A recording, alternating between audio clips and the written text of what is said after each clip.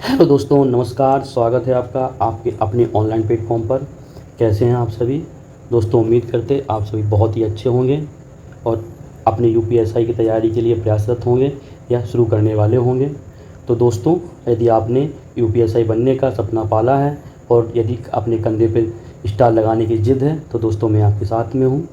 तो मैं आपको यूपीएसआई की संपूर्ण तैयारी कराऊंगा अपने ऑनलाइन प्लेटफॉर्म के माध्यम से। आपको सभी चारों विषय की क्लासेस प्रोवाइड कराऊंगा और क्लासेस बेसिक से लेके एग्ज़ाम लेवल तक होंगी।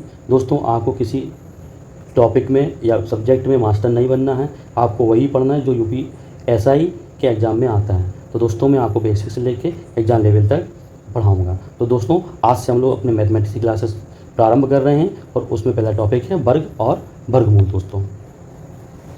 दोस्तों हम लोग अपने टॉपिक की ओर चलते हैं। तो देखते हैं वर्ग क्या होता है। वर्ग वर्ग जिसे इंग्लिश में हम लोग स्क्वायर भी बोलते हैं। क्या होता है वर्ग? वर्ग होता है किसी भी संख्या की घात 2, या इंग्लिश में इसे कहते हैं पावर 2। किसी संख्या की पावर 2 होता है, उससे वर्ग या इंग्लिश में स्क्वायर बोलते हैं। अब पावर क्या होता है दोस्तों? जो सिर पर लिखी होती है, जो सिर पर लिखी होती है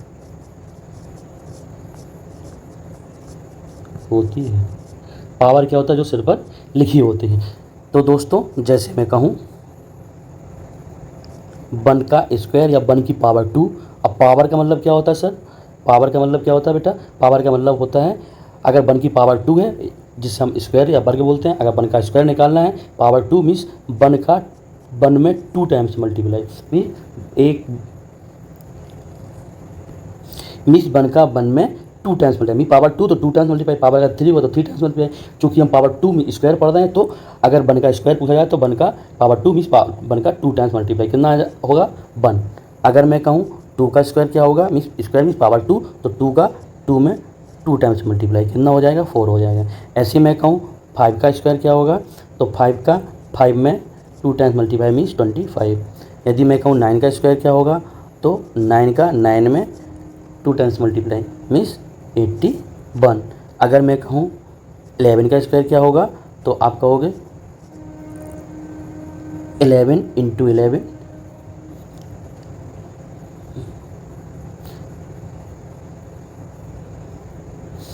अगर मैं कहूँ 11 का स्क्वायर क्या होगा दोस्तों, तो आप कहोगे 11 की पावर 2 मीन्स 11 का 11 में 2 टाइम्स मल्टीप्लाई मीन्स 11 का मल्टीप्लाई करेंगे तो क्या आएगा? 1 टू 1 121।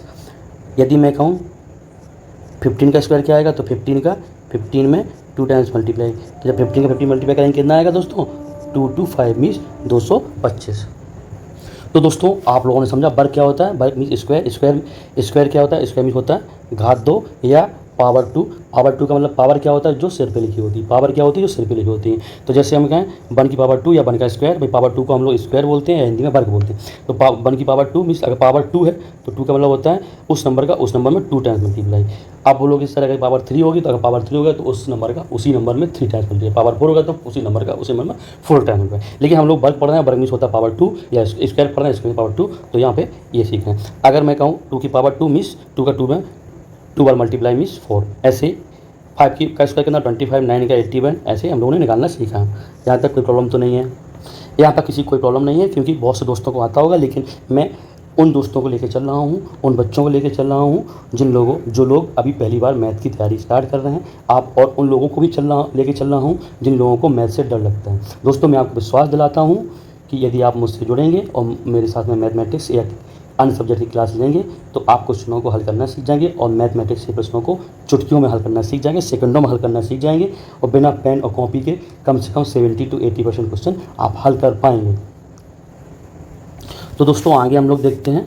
यदि मैं आपसे बोलूँ 1 का स्क्वायर कितना होगा, तो 1 इंटू 1 मीन्स 1 होगा।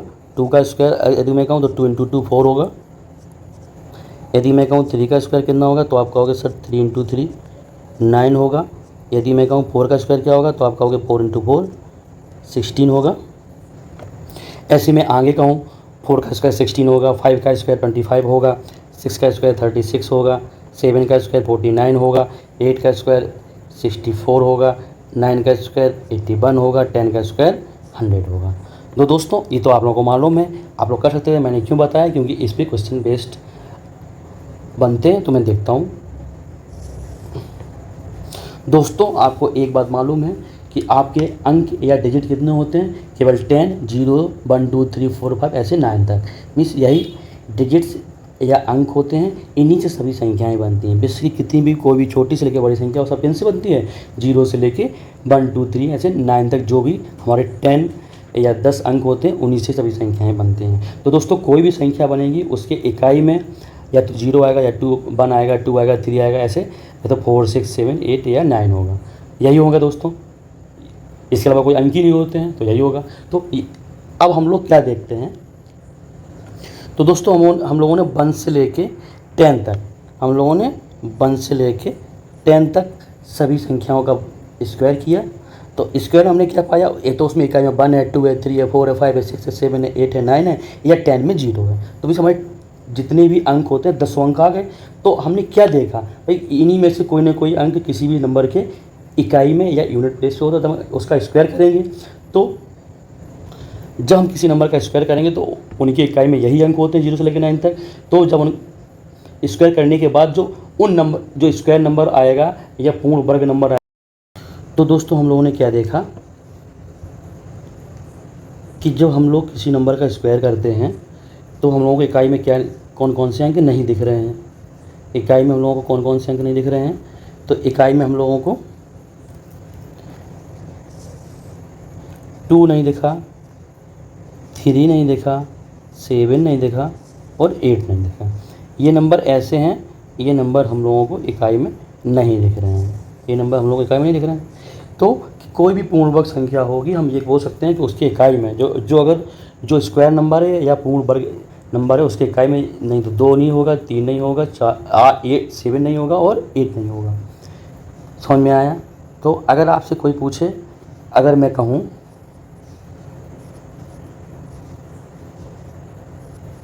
ये नंबर पूर्ण वर्ग हो सकता है, नहीं। क्यों नहीं हो सकता, कि मैंने देख के बताया, क्योंकि इसके इकाई में 8 है। कोई भी नंबर का स्क्वायर करते हैं तो इसके इकाई में कभी 2, 3, 7, 8 नंबर नहीं आएंगे। समझ में आया? चलो इसी पे आधारित क्वेश्चन आते हैं, हम लोग 2-3 क्वेश्चन देखते हैं जिससे आपको पूरा समझ में आएगा। ओके दोस्तों, तो देखिए दोस्तों, अपना प्रश्न किस टाइप का बनता है। यहाँ से प्रश्न है, बिना हल किए बताओ कौन सी संख्या पूर्ण वर्ग हो सकती है। मीन्स आपको पेन नहीं चलाना, केवल संख्या को देखना और बताना है। तो दोस्तों देखिए, मैंने आपको बताया पूर्ण वर्ग संख्या क्या होती है, जिनकी इकाई में 2, 3 और 7, 8 नहीं आएगा। इसके देखो, ए में जो नंबर है उसकी इकाई में 2 है तो ये पूर्ण वर्ग नहीं होगी। बी में इसकी इकाई में 8 है, पूर्ण वर्ग नहीं होगी। सी में इकाई में 9 है तो हो सकती है, उसने ये मतलब है हो सकती है, तो ये हो सकती है। इसमें इकाई में क्या है 7 है तो ये भी पूर्ण वर्ग नहीं हो सकती है। मतलब आप पूर्ण वर्ग है नहीं, हो सकती है, तो सी हो सकती है। दोस्तों समझ में आया? चलो हम लोग नेक्स्ट देखते हैं। तो दोस्तों अपना अगला प्रश्न क्या है, बिना हल किए बताओ कि कौन सी संख्या पूर्ण वर्ग हो सकती है। वर्ग हो सकती है, हल नहीं, पेन नहीं चलाना, देखना है केवल। तो दोस्तों ऑप्शन ए में मैंने देखा इकाई में क्या है 3 है, तो कोई भी पूर्ण वर्ग संख्या की इकाई में 3 नहीं होता तो नहीं होगी। बी में देखा 5 है, हाँ 5 तो हो सकता है। कौन कौन अंक नहीं होते हैं आपको मैंने बताया था, 2, 3, 7, 8 ऐसी संख्याएं हैं जो इकाई में नहीं हो सकती। तो 3 नहीं, 5 हो सकता है। इसमें इकाई में 8 है तो सी भी नहीं हो सकती है, और इसमें इकाई में 2 है तो ये भी नहीं होती। समझ में आया दोस्तों? ऐसे प्रश्न आते हैं, ऐसे प्रश्न एग्जाम में आएंगे और आप देखते ही हल कर दोगे। तो दोस्तों अपना अगला प्रश्न देखिए, बिना हल किए बताओ कौन सी संख्या पूर्ण वर्ग नहीं हो सकती है। तो अब आपने यहाँ पे क्या बताया, नहीं हो सकती है। मीन्स जिस संख्या में 2, 3, 7 और 8 अगर इकाई में है तो वो नहीं हो सकती, केवल देख के ही बताना है। तो इसमें 4 है, ये हो सकती है। इसमें 1 है तो ये बी भी हो सकती है। सी में क्या है 0 है तो ये भी हो सकती है। और डी में क्या है 2 है, तो 2 इकाई में नहीं आता कोई पूर्ण संख्या में, तो डी नहीं हो सकती है। तो आपको समझ में आएगा अपना आंसर कौन सा हो जाएगा, डी। आंसर कौन सा हो जाएगा, डी। समझ में आया ना? ओके, अब इस टाइप के प्रश्न आएंगे तो आप देखते ही बता दोगे कि जिस नंबर के इकाई में अगर 2, 3, 7, 8 है तो वो पूर्ण वर्ग नहीं। ओके, अब अपना अगला प्रश्न आया, बिना हल किए बताओ निम्न में कौन सी संख्या पूर्ण वर्ग है। आप बताना कौन संख्या पूर्ण वर्ग है। अरे ये तो क्वेश्चन अलग आ गया। अब दोस्तों यहाँ पे सभी नंबर ऐसे हैं जिसकी इकाई में 0 है, जिसके इकाई में 0 है, जिसके इकाई में 0 है, जिसके इकाई में 0 है। अब यहाँ पे कैसे देखेंगे, यस, यदि लास्ट में जीरोज हैं तो वही संख्याएं पूर्वक होती हैं जिनमें जीरोज की संख्या लास्ट में क्या होनी चाहिए, सम होनी चाहिए। सम मीन्स 2, 4, 6, 8 मीन्स ऐसी संख्याएं जो 2 से विभक्त हों या 2 से डिविजिबल हो, तो 2, 4, 6, 8, 10 ऐसी जीरो की संख्या ऐसी होनी चाहिए। अब दोस्तों आपको क्यों का मतलब ये है, जैसे यदि हम 10 का स्क्वायर करते हैं तो क्या लगते हैं, 10 × 10 मीन्स 100, क्या आता है, 100 आता है। यदि हम लोग 100 का स्क्वायर करते हैं दोस्तों तो क्या आता है, 100 × 100 मीन्स 10,000 आता है। मीन्स जीरो क्या हो रही है, डबल हो रही हैं। यदि हम लोग 1000 का स्क्वायर करते हैं तो कितना आता है, 1000 × 1000, 1 बन जा 1 और 6 जीरोज, कितनी जीरो आएंगे यहाँ पे, 6 जीरो, 3, 4, 5, 6 जीरो हो जाएंगे। समझ में आया। मीन्स हमेशा कोई भी नंबर होगा जिसके लास्ट में जीरो होगा उसका स्क्वायर किया जाएगा तो हमेशा जीरो कितना आ रहा है, तो 2 आ रहा है या 4 आ रहा है या 6 आ रहा है या 8 आएगा या 10 आएगा। समझ में आया। तो कोई भी नंबर पूर्ण वर्ग कब हो सकता है, अगर उसमें लास्ट में जीरो है तो उनकी संख्या क्या होनी चाहिए, सम होनी चाहिए, 2, 4, 6, 8। और एक बात और, उसके अलावा जो लेफ्ट साइड में मीन्स जो नंबर होंगे वो भी पूर्ण वर्ग होना चाहिए। जीरो तो सम होनी चाहिए, जीरो के साथ साथ नंबर भी पूर्ण वर्ग होना चाहिए, जो नंबर है वो भी पूर्ण वर्ग होना चाहिए। तो इसमें क्या है, पहले तो हम देखते हैं ऑप्शन ए। ऑप्शन ए में क्या है दोस्तों, ऑप्शन ए में क्या है, जीरो का नंबर कितना है, 1 है। 1 सम नहीं है, इवन नहीं है, तो ये नहीं हो सकता है। इसमें 5 है। बी में क्या है, जीरोज 5 है, तो ये भी पूर्ण वर्ग नहीं हो सकता है। सी में क्या है, जीरोज तो 2 है, और सेकंड कंडीशन में क्या देखना है, और अगर डी देख लेते हैं, डी में जीरोज कितनी है, जीरोज 5 है, तो ये भी नहीं हो सकता। अब सी में क्या है, जीरो तो 2 है, ये हो सकता है, बट इसका हम जो नंबर है वो भी पूर्ण वर्ग होना चाहिए। तो इसके लेफ्ट में नंबर कितना है, 144 मीन्स 144। 144 दोस्तों क्या होता है, 12 का स्क्वायर होता है। 144 क्या, तो 12 का स्क्वायर। तो जीरो सम होनी चाहिए, सम मीन्स 2, 4, 6, 8, और जो नंबर है वो भी पूर्ण वर्ग होना चाहिए, तो वो नंबर पूर्ण वर्ग होगा। समझ में आया। अगला क्वेश्चन देखते हैं, आपको समझ में आ रहा है। लो क्वेश्चन आ गया दोस्तों, बिना हल किए बताओ निम्न में कौन सी संख्या पूर्ण वर्ग है। पूर्ण वर्ग कौन सी होगी, पहले तो मैंने देखा सभी में लास्ट में जीरो दिख रही हैं, तो जीरो सम होने चाहिए, मीन्स 2, 4, 6, 2 से डिविजिबल होना चाहिए दूसरे नंबर। इसमें तो जीरो कितनी है, सम नहीं है, 1 है तो नहीं, 1 जीरो है तो ये नहीं होगा दोस्तों। इसमें ए में क्या है, 0, 1 है, तो ये नहीं होगा। बी में क्या है, 0 का नंबर 3 है, तो ये भी नहीं होगा। सी में देखा 0 का नंबर 4 है, तो ये हो सकता है। अब डी में देखा तो 0 का नंबर 5 है, तो ये भी होगा। मीन्स 0 का नंबर सम होना चाहिए, 2 से डिविजिबल, मीन 2, 4, 6, 8। तो सी में 0 का नंबर तो 4 है, तो हो सकता है, लेकिन मैंने कहा जो नंबर है वो भी पूर्ण वर्ग होना चाहिए या स्क्वायर होना चाहिए। तो 81 है, 81 किसका स्क्वायर होता है, तो 81 9 का स्क्वायर होता है सर। तो क्या होगा, आप कहोगे सर हाँ ये हो सकता है, तो ये तो 81 भी स्क्वायर हो गया और 0 भी इसमें सम है, तो ये पूर्ण वर्ग होगा ये। तो आपका आंसर क्या हो जाएगा, आंसर क्या हो जाएगा, ऑप्शन सी, ऑप्शन सी। समझ में आया। लो एक प्रश्न और आपके सामने आ गया है, बोला बिना हल किए बताओ निम्न में से कौन सी संख्या पूर्ण वर्ग है। तो आपको कहता है पूर्ण वर्ग है। तो दोस्तों अब इसमें तो अलग हो गया, इसमें क्या आया, इसमें सभी पॉइंट लगे हुए हैं। तो दोस्तों एक चीज़ और समझ लीजिए, क्या देखते हैं, यदि आपसे कहे 0.1 का स्क्वायर बताओ, तो क्या कहोगे आप, 0.1 मल्टीप्लाई 0.1, तो 1 बन जा 1, और पॉइंट कितने नंबर का आफ्टर हो जाएगा, मल्टीप्लाई में पॉइंट क्या होते हैं, प्लस हो जाते हैं। तो 1 नंबर के आफ्टर पॉइंट यहाँ है, 1 नंबर का आफ्टर पॉइंट यहाँ है, तो 1 और 1 2, तो 2 नंबर का आफ्टर पॉइंट हो जाएगा। तो यहाँ 1 एक डिजिट है, तो एक जब डिजिट है तो हम 0 लगा देंगे, तो इसका स्क्वायर क्या हो जाएगा, ये हो जाएगा। और दोस्तों यदि मैं कहूँ 0.2 का स्क्वायर बताओ क्या हो जाएगा, तो आप क्या कहोगे, 0.2 इंटू 0.2,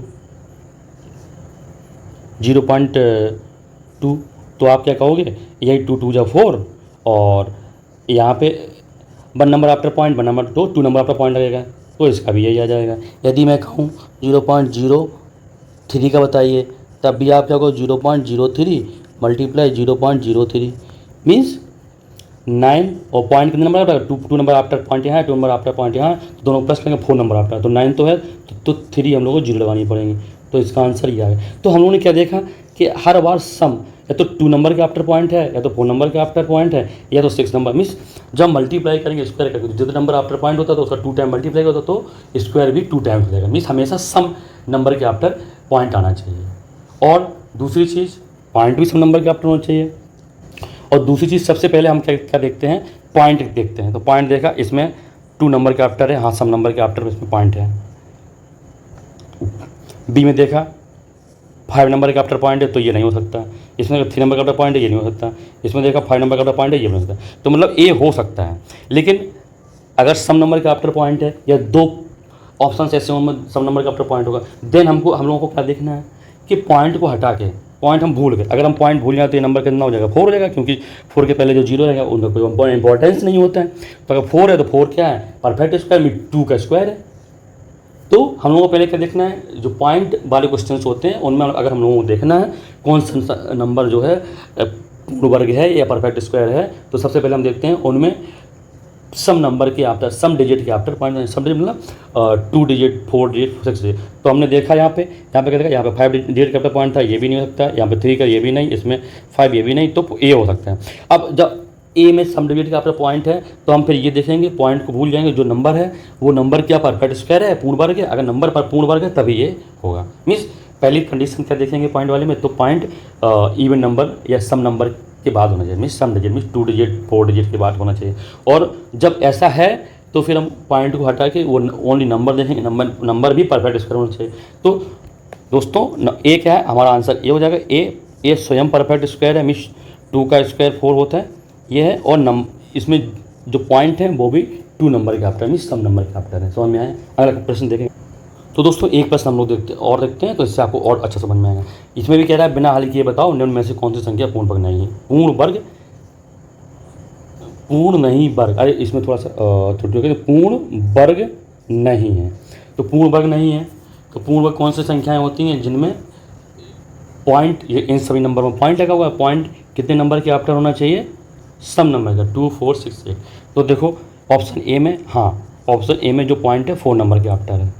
ऑप्शन बी में जो पॉइंट है वो भी 4 नंबर के आफ्टर है। ऑप्शन सी में जो पॉइंट है वो 3 नंबर के आफ्टर है, तो ये तो नहीं हो सकता। ऑप्शन डी में जो पॉइंट है वो 5 नंबर के आफ्टर है, ये भी नहीं हो सकता दोस्तों। लेकिन ए और बी में अब हम लोग क्या देखेंगे, पॉइंट तो ए में भी 4 नंबर के आफ्टर है और बी में भी है, तो पॉइंट से तो दोनों सेम है। फिर हम पॉइंट को भूल जाएंगे, इसमें नंबर कितना बना, 49 बना। जब 49 बना, इसमें नंबर कितना बना, 1245 बना। तो दोस्तों जो नंबर पॉइंट को हम भूल के देखते हैं वो नंबर भी परफेक्ट स्क्वायर होते हैं। तो दोस्तों इसमें 49 भी परफेक्ट स्क्वायर है और 1245 परफेक्ट स्क्वायर है। तो यहाँ पे टाइपिंग मिस्टेक हो गया, हालांकि यहाँ पे दोनों हो जाएंगे ए एंड बी।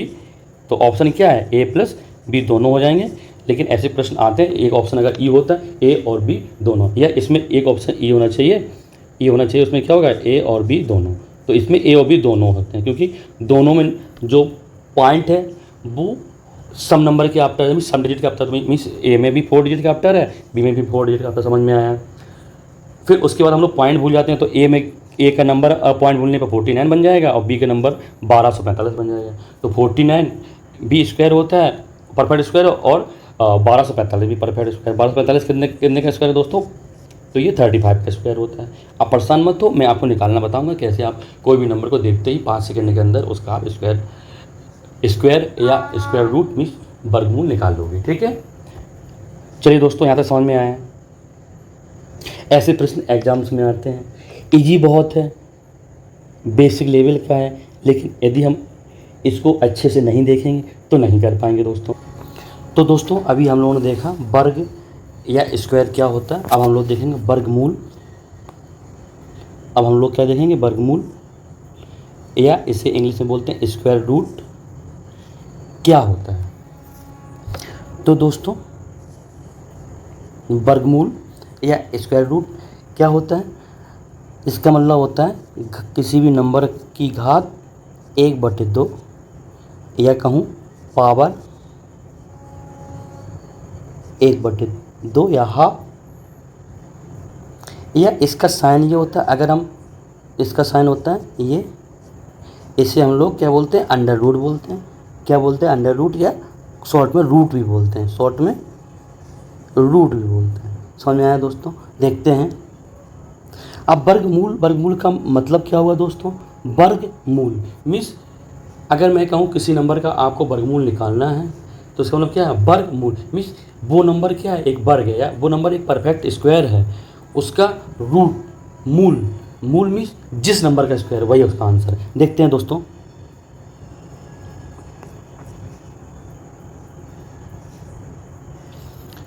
देखते हैं दोस्तों, अगर मैं कहूँ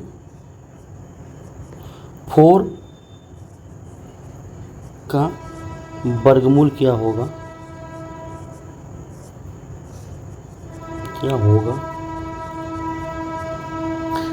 इसी को हम लोग ऐसे लिख सकते हैं 4 की पावर 1/2, और इसको क्या कहते हैं, अगर हम ये अंडर रूट लगा देते हैं, अंडर रूट 4, तो इसका मतलब ये होता है 4 का वर्गमूल क्या होगा। समझ में आया? चलिए अब 4 का वर्गमूल, वर्गमूल मीन्स क्या मैं बताया, 4 का वर्गमूल मीन 4 किसी भी नंबर का वर्ग है, उसका मूल नंबर क्या है। तो 4 दोस्तों मैंने अभी आपको बताया किसका वर्ग है, तो ये 2 का वर्ग है, तो इसका आंसर क्या जाएगा, 2। समझ में आया दोस्तों?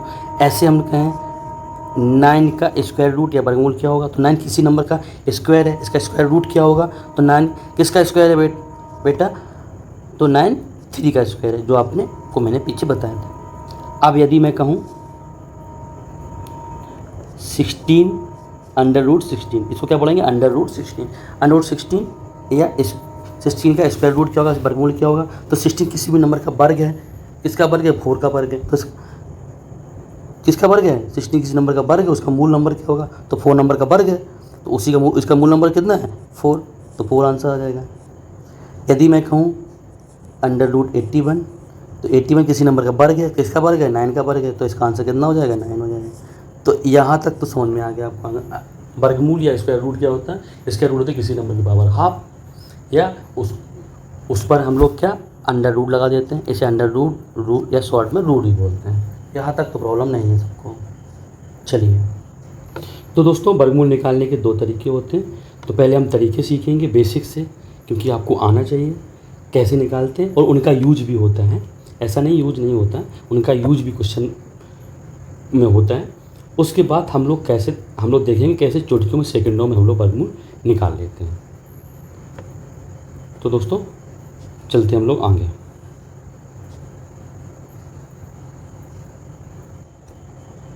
तो दोस्तों यदि मैं आपसे बोलूं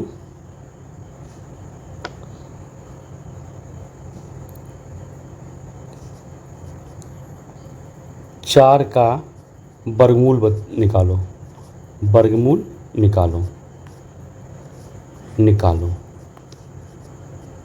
दोस्तों, वर्गमूल निकालने के, चलो इसको मैं यहाँ तो आपको दिखा, वर्गमूल निकालने के दोस्तों 2 तरीके होते हैं। वर्गमूल निकालने के कितने मेथड होते हैं, 2 मेथड होते हैं। कौन कौन से होते हैं? तो दोस्तों वर्गमूल निकालने के 2 तरीके होते हैं। कौन से तरीके होते हैं? तो एक तरीका होता है गुणनखंड विधि, जिससे हम संख्या का गुणनखंड निकालते हैं, उनसे वर्गमूल निकाल सकते हैं। और एक भाग विधि। दोस्तों जो लोगों को आता होगा वो लोग सोच रहे होंगे कि बड़ा बेसिक सा तरीका पढ़ा रहे हैं, लेकिन मैं 0 से आपको एग्ज़ाम के लेवल तक का पढ़ाऊँगा और आपको चुटकियों में क्वेश्चन सॉल्व करना सिखाऊंगा। तो दोस्तों इनका यूज होता है, इन पे आधारित प्रश्न बनते हैं, तो आप लोग अच्छे से देखिए। तो सबसे पहले हम लोग देखते हैं गुणनखंड विधि। तो दोस्तों हम लोग सबसे पहले देखते हैं गुणनखंड विधि, और गुणनखंड विधि में सबसे पहले देखते हैं प्रश्न क्या आएगा, 4 का वर्गमूल निकालो और अंडर रूट 4 इक्वल बार में अंडर रूट 4 का वैल्यू क्या होगा। आप लोग देख लो सब बहुत ईजी है, पहले हम लोग इसी से सीखेंगे। गुणनखंड विधि क्या होती है, गुणनखंड में इसके हम लोग टुकड़े करते हैं, गुणनखंड करते हैं। तो दोस्तों रूट 4 मीन्स 4 को हम लोग क्या लिख सकते हैं, इसे गुणनखंड करेंगे। गुणनखंड इससे क्या हो जाएंगे दोस्तों, इससे गुणनखंड क्या हो जाएंगे दोस्तों,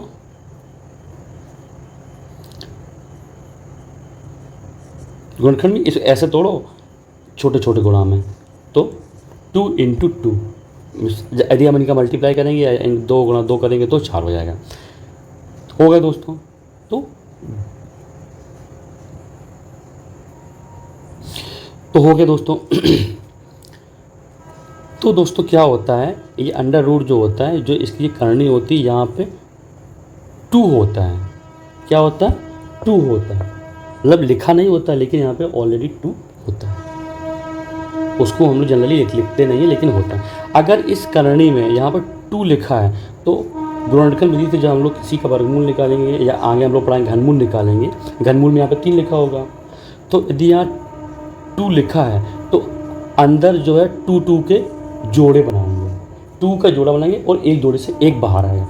तो जैसे यहाँ पे 2 लिखा है तो जो गुणनखंड होंगे उनके 2 जोड़े बनाए, तो ये 2 ही गुणनखंड हैं इसके। तो अगर हम जोड़ा बनाएंगे तो एक जोड़ा बनाएंगे तो इससे कितना बाहर आएगा? 1। तो मीन्स इसका वर्गमूल क्या होगा? 2 होगा या 2 होगा। समझ में आया?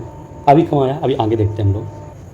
अब मान लो आगे प्रश्न आया आपका कि आपको 16 का स्क्वायर रूट निकालना है। 16 का क्या निकालना है? आपको स्क्वायर रूट निकालना है। तो कैसे निकालोगे? गुणनखंड विधि से सीख रहे हैं तो 16 के हम लोग गुणनखंड कर देंगे। हालांकि गुणनखंड बड़े नंबर आएंगे उनका गुणनखंड करना बताएंगे आगे हम, लेकिन 16 गुणनखंड क्या होंगे दोस्तों?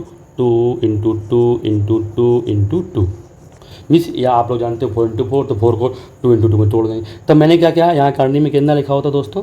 यहाँ करनी में कितना लिखा होता है? यहाँ करनी में 2 लिखा होता है। अगर 2 लिखा है तो अंदर जो गुणनखंड है उनके 2 के 2 के जोड़े बनेंगे। तो यहाँ पे कितने जोड़े बनेंगे? एक तो ये 2 के जोड़ा बनेंगे, एक ये बनेगा। मीन्स 2 गुणनखंड का एक जोड़ा बनेगा। तो एक जोड़े से कितना बाहर आता है दोस्तों? 1 बाहर आएगा। एक जोड़े से कितना बाहर आएगा? 1 बाहर आएगा दोस्तों। तो इस जोड़े से कितना? 1 2 बाहर आया, और बीच में मल्टीप्लाई तो मल्टीप्लाई लगा दिया, या × लगा दिया। इस जोड़े से भी 1 2 बाहर आ गया। तो इसका आंसर क्या होगा? 2 × 2 4। तो इस 16 का स्क्वायर रूट या वर्गमूल कितना होता है? 4 होता है। समझ में आया दोस्तों? अब 1 2 क्वेश्चन हम लोग और प्रैक्टिस करते हैं। तो दोस्तों यदि कहा जाए कि आपको स्क्वायर रूट निकालना है 36 का, तो 36 के गुणनखंड करिए दोस्तों। 36 के गुणनखंड करिए दोस्तों, कितना हो जाएगा? तो पहले तो इसको मान लो हम लोग इसको कहते थे 6 × 6।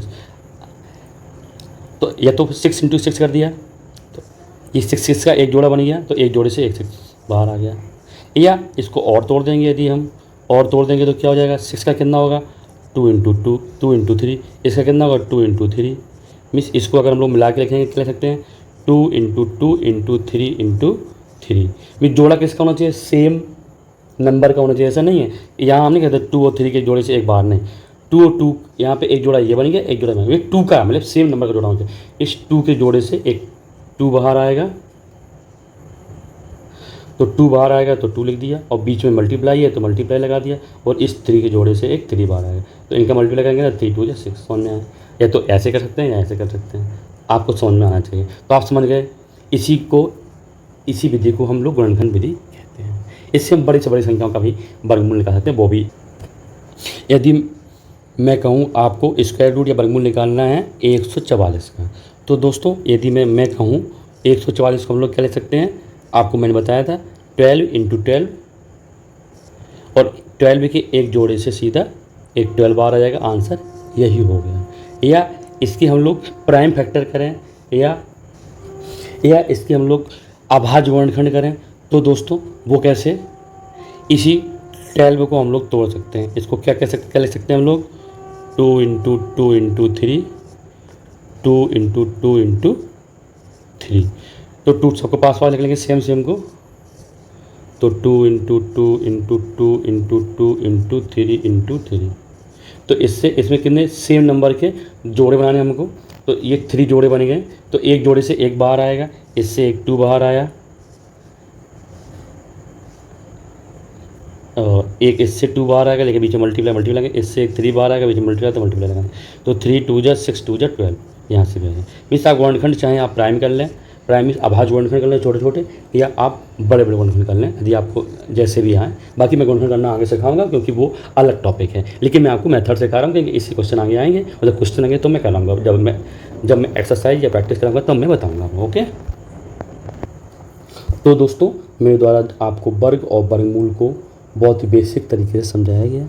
आप दोस्तों परेशान मत होइए, जिसको मैथ से डर लगता है वो केवल मेरे साथ जुड़े रहें। मैं आपको बेसिक से लेकर टॉप लेवल एग्ज़ाम लेवल तक के सभी क्वेश्चनों को सिखाऊंगा, और आपको केवल मेहनत करनी है मेरे साथ जुड़ के, आप सभी क्वेश्चनों को सेकंडों में सॉल्व करेंगे। तो दोस्तों हम लोग आगे चलते हैं। कल के लिए आपको होमवर्क बता देते हैं। आप जो मैंने बताया इसको पढ़ना, आपको कोई चीज़ समझ में ना आए तो कमेंट जरूर करना। तो आपका दोस्तों होमवर्क क्या है? होमवर्क दोस्तों है आपको 1 से लेके 50 तक के स्क्वायर निकालना है, उनको लिखना है और याद करना है। लेकिन दोस्तों एक ही दिन में नहीं, आप आज 1 से लेके 20 तक के स्क्वायर याद कर लेंगे, कल 30 तक के स्क्वायर याद कर लेंगे, परसों 40 तक के कर लेंगे और उसके अगले दिन 50 तक के कर लेंगे। दोस्तों इनको एक बड़े पेज में लिख लेना है और आप जहाँ पढ़ते हैं वहाँ पे चिपका देना है। तो जब आप बार बार वहाँ पे अपनी नज़र डालेंगे, एक बार याद करने की कोशिश करेंगे तो आपको याद हो जाएंगे। ठीक है दोस्तों, तो आज का आपका ये होमवर्क है। हम लोग कल फिर मिलते हैं मैथ के इसी टॉपिक और इसी क्लास में। दोस्तों यदि क्लास आपको अच्छी लगी हो तो वीडियो को लाइक करें, अपने दोस्तों और मित्रों के साथ और छोटे भाई बहनों के साथ में शेयर करें और आपको क्लास कैसी लगी कमेंट ज़रूर करें। धन्यवाद।